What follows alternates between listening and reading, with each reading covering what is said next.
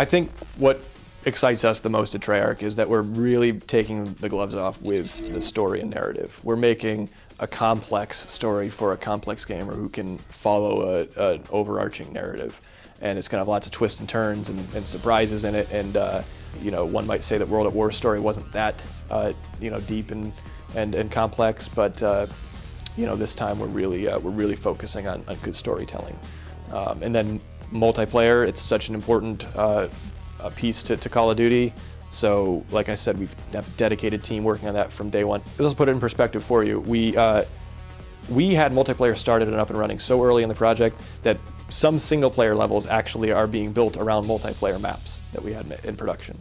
So it's not the other way around. It's not single player maps being brought into multiplayer. It's multiplayer brought into single player. So that's how ahead of the game they were. World War II wasn't necessarily played out. We did a lot of World War II games. That's no secret. But to us, Black Ops, this Cold War setting, was just it was an opportunity. It's never been done before in the Call of Duty franchise, and really any other Cold War era shooter. I personally, I don't know of any that I've played, so it's just an opportunity for us to maybe set that bar of what a Cold War game could be, and have something that's brand new and fresh in the franchise. It's not just a Vietnam game, which was the big rumor online. It's a game that has some Vietnam in it for sure, but it's not about Vietnam, and it's going to take you around the globe from a number of different deniable operations. These Black Ops, these things that if these soldiers were captured, that we would have to disavow all knowledge of, because it would start World War III. If Russia knew that we were invading their Soviet weapons manufacturing facility in the Ural Mountains, if they found out that was us, that would be all it would take for them to start launching missiles.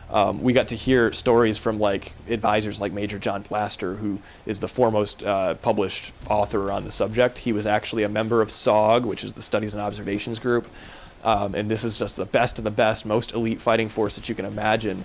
They would operate in Vietnam and in other areas around the world, and they would do these missions that are just crazy. And they could have anything. They would walk into an armory and they'd go, all right, I need 3 50 cals, and I need to retrofit that Jeep with this 50 cal, and we need to have that Huey, and they would just select whatever they needed for their mission, and they could have it. They could take it. So. In terms of gameplay, that really allowed us to take the gloves off, because we could do a lot of cool stuff. Like the stuff the stories he was telling us, it's like, no, that really happened, and as game designers, we're like, that's going to be really fun to play, so let's go do it. These are black operatives. You need to be able to handle the wide array of combat scenarios, whether it's the stealthy sequence or the run and gun action sequence, kick and ass sequence, even the weapon ammunition type. You got to experiment with either the different tips for your crossbow, whether it's just your traditional bolt or your explosive tip. You shoot a guy in the leg and his leg blows off, or the SPAS 12 shotgun. We got to use those incendiary rounds. They're called Dragon's Breath, and so they literally they explode when you shoot them. And you can find YouTube footage of it. It's crazy. We're really focused on this diverse experience, and part of that is we're creating these new characters. So because we have these SOG units and these Black Op forces that are the best of the best, they graduated top of their class, they're charismatic, they're natural leaders. These are really cool guys.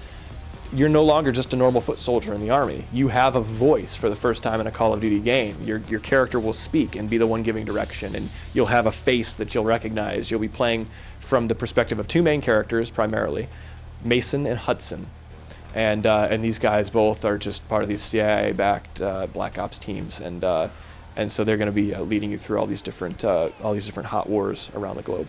We've been working on Call of Duty games for years. We had Call of Duty 2 Big Red 1, Call of Duty 3, Call of Duty World at War, Modern Warfare Reflex for the Wii. It's just we have a really long track record in the Call of Duty franchise, and we feel like we really understand the engine well and the fans well, and so this game hopefully is going to be that pinnacle of all the learning. And so we're really taking the gloves off with this one, and we're committed to making the best game that we've ever made.